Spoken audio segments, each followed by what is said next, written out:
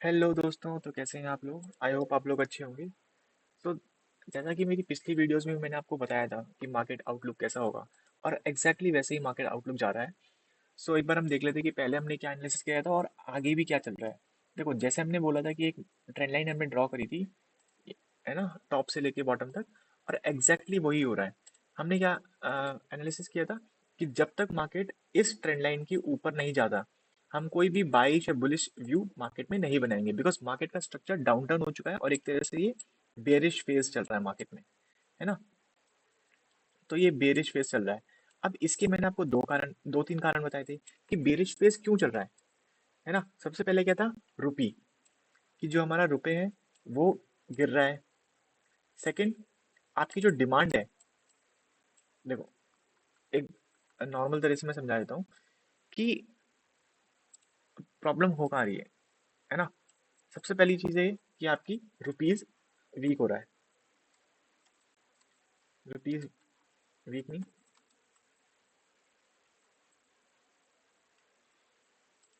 इसको मैं साइज बढ़ा देता हूँ, है ना, ताकि आपको क्लियरली दिख सके। सो रुपये वीक नहीं हो रहा है। सेकंड क्या है, demand slow down. Demand slow down हो रही है। डिमांड स्लो डाउन मीन्स कि जितनी भी हमने कंपनीज में देखी, कंपनीज की कौन कौन एनालिसिस जो भी मैंने करी है, जो भी हमने मैनेजमेंट की देखी है, तो वो कह रहे हैं कि हमारा डिमांड वीक है अभी मार्केट में। तीसरा हमने क्या रीजन बोला था कि यूएस का जो टैरिफ वॉर चल रहे हैं ना, टैरिफ्स, उसकी वजह से क्या हो रहा है, ग्लोबल अनसर्टेनिटी हो रही है। अनसर्टेनिटी, ठीक है। एंड देन हमने टेक्निकल पैरामीटर्स पे भी देखा है कि मार्केट, टेक्निकल्स में भी अगर हमने देखा है तो मार्केट एक तरह से ट्रेंड लाइन में डाउन टर्न है, ठीक है। तो यहाँ तक की हमने बात करी थी। अब आगे का हमें समझना पड़ेगा कि मार्केट और क्या लग रहा है। जैसे अगर हम इसके लेवल्स निकालना स्टार्ट करें कि मार्केट कहाँ तक जा सकता है, तो आई बिलीव कि मार्केट एक बार इस सपोर्ट को बहुत ज़्यादा रिस्पेक्ट करेगा, एक तरह से 22,899 का। और अगर यहाँ से ये ब्रेक होता है, देन इमीडिएट लेवल आते हैं हमारे आपके 21,700 तक, ठीक है। सो मार्केट का चांसेस है कि यहाँ पे या तो ये होल्ड करेगा। अगर मार्केट में देखो कुछ भी इंप्रूव हो रहा होगा ना, तो मार्केट को यहीं पे रोका जाएगा, ठीक है। इस लेवल पे अगर आपको कभी भी लग रहा है ना कि मार्केट में कि अभी भी बुलिशनेस है या ये है, या मार्केट रिकवर कर सकता है, तो मार्केट को इसी रेंज में मूव करते रहना पड़ेगा। और एल्स अगर मार्केट में ही बहुत ज़्यादा बेकार हो रखा मार्केट और निफ्टी यहाँ से नीचे गिरने वाला है ना, और भी प्रॉब्लम्स आने वाली है, तो मार्केट फिर यहाँ से नीचे गिरेगा और ये आएगा आपके 21,000 या 22,000 तक। इजीली मार्केट जा सकता है, ठीक है। तो ये हमारा निफ्टी की एनालिसिस। देन अगर हम इसके 5 मिनट चार्ट देखें या 1 आवर चार्ट देखते हैं, तो ज़्यादा कुछ है नहीं इसमें। वही मैंने आपको समझा दिया कि ये एक रेंज में जाता रहेगा। अगर आपको सही में कोई एक तरह से कोई पोजीशन लेनी है या कोई भी शॉर्ट टर्म व्यू लेना है, तो आप क्या कर सकते हो यहाँ से कि एक इस स्टॉप लॉस को लेके, है ना, यहाँ का स्टॉप लॉस लेके आप इसको राइड कर सकते हो, इस जर्नी को, कि वो यहाँ तक एटलीस्ट जाएगा। और एल्स अगर यहाँ से ब्रेक डाउन होता है, देन आप एक तरह से पुट ले सकते हो, ठीक है। Next, the thing is that कि हम यूएसडी आईएनआर को देखते हैं। अगर हम यूएसडी आईएनआर देखें, जो कि हमारी एनालिसिस चल रही थी कि यूएसडी आईएनआर बहुत इंपॉर्टेंट रोल प्ले करता है यहाँ पे। देखो क्या बोला था मैंने आपको, यहाँ से एग्जैक्टली वही हो रहा है कि रुपए का एक तरह से क्या हुआ, मैंने क्या कहा था कि यहाँ पर इस रेंज को ब्रेक नहीं करना चाहिए, और रुपी को एक तरह से डाउन जाना ही पड़ेगा, अदरवाइज मार्केट में प्रॉब्लम्स क्रिएट होती रहेगी। और रुपी को स्ट्रॉन्ग करने में हेल्प करा किसने किया था, आरबीआई पॉलिसीज ने, है ना। तो हम आज डिस्कस करेंगे आरबीआई पॉलिसी के बारे में भी, कि आरबीआई की नोटिफिकेशंस क्या आए थे, आरबीआई ने मॉनेटरी पॉलिसीज में क्या क्या चेंजेस किए थे, उसके अकॉर्डिंगली हम एनालाइज करेंगे, ठीक है। उसके बारे में हम डिस्कस करेंगे अभी थोड़ी देर इस वीडियो में ही। सो यहाँ पर एक तरह से रेंज बनाता हुआ दिख रहा है। लेट्स सी, हम ट्राई करेंगे कि हम, है ना, एक्सपेक्ट करते हैं कि मार्केट एक तरह से और स्ट्रांग हो हमारा। देखो रुपी अगर इसके नीचे जाता है तो अच्छा रहेगा, एक तरह से इस रेंज में आ जाए। अगर रुपी इस रेंज में आ जाता है ना, 86 85 के आस में, तो मार्केट के लिए एक तरह से अच्छी न्यूज़ है। अदरवाइज अगर ये फिर से वापस जाना की कोशिश करता है ऊपर, देन एक तरह से नेगेटिव पॉइंट फिर से बनता है मार्केट के लिए, ठीक है। देन हम देखते हैं सेंस, एस एन पी भी देखो वही अपना एक रेंज में अभी मूव कर रहा है, ज़्यादा कुछ इसमें है नहीं डिस्कस करने के लिए। देन अगर हमारा सिल्वर देखते हैं, देखो गाइस मैंने क्या बोला था, अगर आप मेरी पिछली वीडियोस भी देखोगे तो व्हाट आई एक्सपेक्टेड, ये देखो ये हमारी सिर्फ एक एनालिसिस थी कि मार्केट यहाँ से ब्रेकआउट किया इसने, और अभी ट्राई करेगा कि एटलीस्ट वो यहाँ तक जाए, और वो धीरे धीरे जा भी रहा है ना सिल्वर। तो जो हमारी एक तरह से हमने जो एनालाइज किया था, जो भी हमारी एनालिसिस थी वो सही हो रही है, and that is good. So let's wait कि आप ट्राई करते हैं जब तक ये ऊपर जाएगा, और जब हम अपडेटेड वीडियोस लेके आएंगे, जब हम आगे डिस्कस करेंगे मार्केट का, तो लेट्स सी क्या होता है। सो सिल्वर को भी अभी तक यहीं पे रखते हैं। देन हम देखते हैं यूएस ऑयल। देखो क्या बात हुई थी कि यूएस एक तरह से डाउन टर्न या नीचे जाना चाहिए, और जो कि वो जा रहा है ना। उसके बाद आपका नैस्डैक, नैस्डैक भी एक रेंज में अभी वही रेंजेस चल रही हैं इनकी, ये टॉप पे जाएगा फिर नीचे आएगा करता रहेगा। गोल्ड, गोल्ड फिर से देखो अपने ऑल टाइम हाई पे जा रहा है। अगर हम गोल्ड को एक तरह से थोड़ा क्लियरली देख लेते हैं ना, ये देखो जब गोल्ड ऊपर जा रहा है ना, तो ये शो करता है कि मार्केट में अभी भी अनसर्टेनिटीज हैं, और पीपल आर प्रेफरिंग गोल्ड। देखो जब भी प्राइस ऊपर जा रहा है, इसका मतलब क्या है कि डिमांड ज्यादा है। डिमांड ज्यादा है मीन्स लोग अभी भी गोल्ड को बाय कर रहे हैं, और ना कि अदर एसेट क्लास को। तो ये शो करता है कि अभी भी मार्केट में अनसर्टेनिटीज है, और मार्केट में एक तरह से अभी भी पैनिक या एक तरह से थ्रेट है। सो ये भी एक हमारे थीसिस को बिलीव कर रहा है कि निफ्टी एक तरह से नीचे डाउन टर्न अभी और चलेगा। ठीक है, तो ये हमारी जो हमारी थ्योरी है उसको एक तरह से और स्ट्रॉन्ग करता है। देन हमारा सेंसेक्स देख लेते हैं, सेंसेक्स भी सेम। देखो पहले के लेवल्स हैं, कहीं हमने हटाए नहीं है लेवल्स, यहीं पे एक सपोर्ट रेंज है, अभी भी उस सपोर्ट को रिस्पेक्ट कर रहा है। तो मे बी आई बिलीव कि मार्केट फिर इसी रेंज में एक तरह से घूमता रहेगा कुछ समय तक। अदरवाइज अगर उसको ब्रेक करना है तो फिर वो डायरेक्ट 74,590 के आसपास आएगा। ठीक है, नेक्स्ट बात कर लेते हैं हम आपका निफ्टी बैंक निफ्टी की। तो बैंक निफ्टी भी लगभग लगभग सेम ही है, सेम जैसा चार्ट डिस्कस किया है। ठीक है, नाउ है ना, विदाउट वेस्टिंग टाइम अब हम बात करते हैं एक तरह से कि आरबीआई पॉलिसीज के बारे में। ठीक है, let's discuss on that. So guys RBI policies एक तरह से आई थी, एंड उसमें एक तरह से बात चल रही है कि कैसे वो करेंगे। सो इसको एक बार डिस्कस कर लेते हैं। ठीक है, लेट्स डू इट। ठीक है, सो देखो आरबीआई पॉलिसीज के बारे में बात कर रहे हैं हम, तो एक बार मैं कलर चेंज कर देता हूँ, एक तरह से रेड कलर कर लेते हैं, एंड नाउ डिस्कस करते हैं। चलो, आरबीआई मॉनेटरी पॉलिसीज एक तरह से आई थी, और उन्होंने एक तरह से रेपो रेट में कट किया था, 6.25% तक लेके आ गए हैं, 50 बेसिस पॉइंट का एक तरह से कट करा। एंड जीडीपी वो एक्सपेक्ट कर रहे हैं कि 6.4 तक की जीडीपी जाएगी।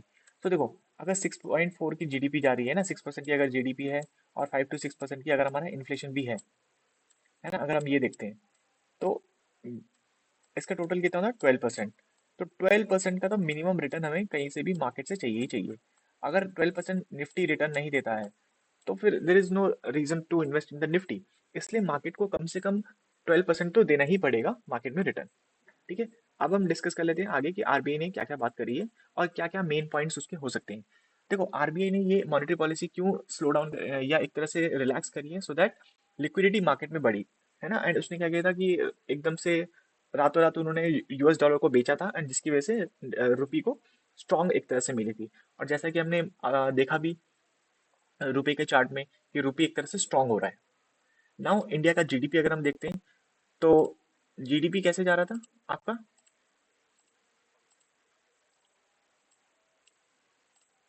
एक मिनट। हम्म, तो इंडिया का जीडीपी एक तरह से हमारा ट्रेंड देखते हैं। देखो 5.5 या 6, एक तरह से रेंज 6 की रेंज के आसपास ही चलता है। देन आपका 2014 में, जैसे 2014 में हम देखते हैं जब बीजेपी गवर्नमेंट आई थी, तो 7.4 था, एंड देन धीरे धीरे धीरे 8.3 के आसपास गया। उसके बाद क्या हुआ, यहाँ पे डिमोनेटाइजेशन आ गया, तो वहां से हमारी जीडीपी थोड़ी स्लो हुई। एंड देन ये जो आप देख रहे हो ये फॉल है ना, -5.8, ये आपका था कोविड। ठीक है, ये कोविड की वजह से एक तरह से प्रॉब्लम आई थी। बट यहाँ पे क्या हुआ, जैसे कोविड में फॉल आया, तो एकदम से शार्प रिकवरी भी हुई, एंड देन एक रेंज में अभी भी चल रहा है। ऑल्दो हमारा जीडीपी का जो नंबर है वो एक तरह से डिक्लाइनिंग ट्रेंड में दिख रहा है, बट अभी भी एक तरह से स्टेबल हो रखा है, यहाँ पे 6.4 6.7 इस तरह से रेंज में चल रहा है। ये है जीडीपी का डेटा। देन अगर हम बात करें आपके देन देखो policy rate has been reduced by 25 basis point, है ना, तो 25 बेसिस पॉइंट से मॉनेटरी पॉलिसी में डिक्रीज किया गया है from 6.5 to 6.25%, and 1 basis point equals to 0.01, ठीक है। नाउ स्टैंडिंग डिपॉजिट जो है वो एक तरह से 6% पे लेके आ गए हैं।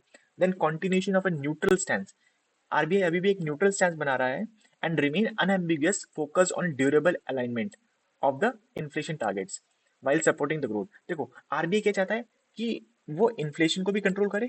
दो चीज समझना, ठीक है। पहला है इन्फ्लेशन, एक मिनट सॉरी, इसको प्रॉपर लिख लेता हूँ, है ना, एक सेकेंड, यस। तो देखो इन्फ्लेशन प्लस ग्रोथ, ये हमेशा डिबेट चली है कि हम इन्फ्लेशन को कंट्रोल करें या ग्रोथ को करें, और इसको समझना आपको बहुत इंपॉर्टेंट है। देखो सबसे पहली चीज है कि अगर हम इन्फ्लेशन को कंट्रोल करते हैं तो उससे क्या होता है, हमारी ग्रोथ हैम्पर होती है ना, ग्रोथ कम होती है। और अगर हम ग्रोथ को फोकस करते हैं तो आपकी इन्फ्लेशन एक तरह से बढ़ जाती है।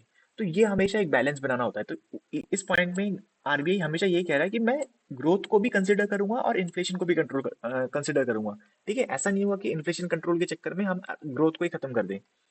Then inflation on the decline and is expected to moderate in 2025-26, further gradually aligning with the target of 4%। आपको पता है कि आरबीआई का स्टैंड है कि 4% तक हम इन्फ्लेशन को रखेंगे, और इसमें +-2 एक तरह से थोड़ा हम रिलैक्सेशन दे देंगे अपने आप को, है ना। कभी किसी अनसर्टेनिटीज में क्या होगा कि 2% ज़्यादा हो जाएगी, और कभी कभी लोअर फेज में 2% नीचे भी जा सकती है। तो ये एक रेंज है। तो हमारी रेंज क्या होती है आपकी, 2% से लेके 6% तक की रेंज बनती है इन्फ्लेशन की, ठीक है। देन नेक्स्ट पॉइंट हम देखते हैं कि हमारी जो एमपीसी है, मॉनेटरी पॉलिसी कमेटी है, has decided to retain its neutral stance keeping in mind the excessive volatility in the global financial market and continued uncertainty about the global trade policy along with the adverse weather events could pose the risk to growth। देखो उन्होंने क्या बोला है, उन्होंने बोला है कि growth कम करने के दो तीन कारण है। पहला कारण हो सकता है आपका वेदर इवेंट्स, है ना, जो कि हमारे आप देख रहे हो कि किस तरह से ग्लोबल वार्मिंग हो रही है। और जैसे अभी देखो विंटर्स के समय भी आपको एक तरह से समर वाली फीलिंग आ रही है ना, गर्मी फील हो रही है, तो ठंडियां तो कभी गई नहीं। तो ये वेदर चेंज हो रहा है। दूसरा है कि आपका ग्लोबल ट्रेड पॉलिसी, जो हमने बात करी थी, यूएस ट्रेड, है ना, यूएस टैरिफ्स जो लगा रहा है, ग्लोबल फाइनेंशियल मार्केट में एक तरह से वोलेटिलिटी है। इसलिए हम एक तरह से न्यूट्रल स्टैंड कर रहे हैं। अभी हम ना तो बहुत ज्यादा लिक्विडिटी रिलीज करेंगे, ना ही बहुत ज्यादा टाइटनिंग करेंगे, हम एक से न्यूट्रल स्टैंड अभी बना के रखते हैं।